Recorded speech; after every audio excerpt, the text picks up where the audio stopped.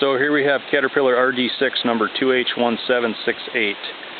That makes it a 1936 model. I made a earlier video of this machine titled Caterpillar RD6 Walk Around. I made that video the day I hauled this home, which was I believe in the spring of 2013, and here it is late September 2014. So it's been long enough now. I figured I should just make another video just kind of showing some of the progress that has been made on this machine. And the first thing you'll notice is all the big heavy LaPlante choke blade brackets and cylinders have been taken off from the track frames.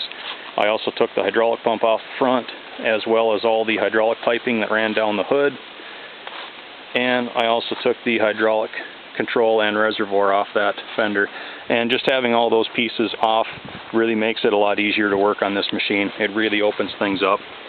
And for that same purpose, I also took the factory crankcase guard off. Just really makes it easier to get at a lot of the fasteners and to give everything a good inspection. So I actually took five 5-gallon buckets full of old dirt and grease and sticks and rocks and just debris out from where that crankcase guard was. It was really, really full of dirt and just junk down there.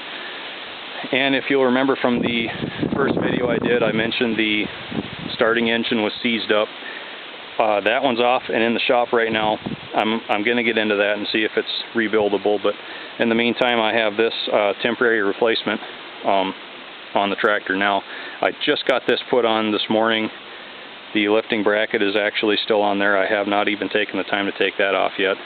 And I just lightly overhauled this one. I did have the front cover off to replace the oil seals behind those two shafts. The one shaft is for the hand crank, the other is for the magneto drive. And as long as I was in there, I tightened up some of the governor linkages and just did a good cleaning, new gaskets under everything. I reset the clearance on the valves. I inspected all the bottom end bearings. The main bearings and rod bearings are all in good shape.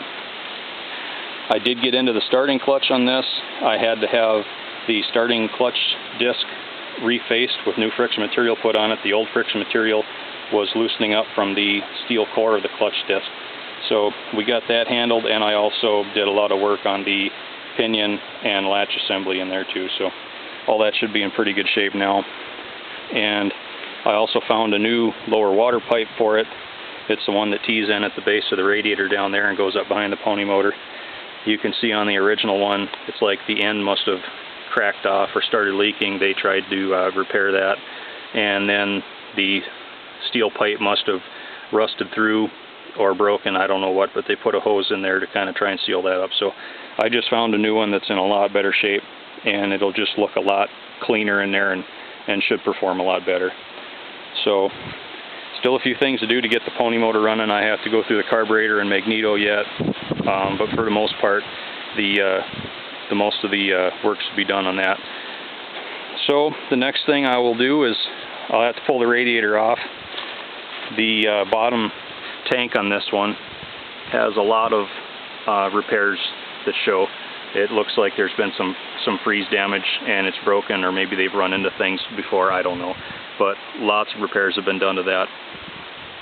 And I also found a place where a stick had punctured the mesh screen on the front of the radiator and put a hole in the core. So the other radiator I'm going through right now has all good castings, has a great core. So we'll get that off of there. And another reason the radiator has to come off is you'll notice the fan blades have come completely disconnected from the hub. They are joined to the hub by basically round pieces of belting that they kind of act as a vibration dampener, but they also join those components together.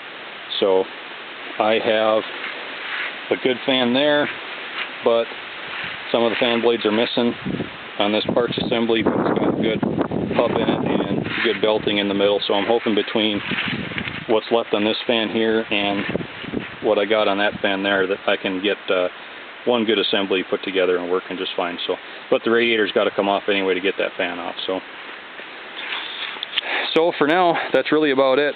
We're just working on getting this thing so it will start on its own, and then we'll see how well it runs from there. And if we can get it running well, then we'll see how well it drives. So one other thing, scored a nice toolbox for it at a swap meet a couple weeks ago, $15. That made me happy. Somebody painted it brown, but I can overlook that for now. already got stuff inside of it, so functional. So there it is. Hopefully I get enough time to do enough work on this that I can make this kind of a continuing series, so to be continued.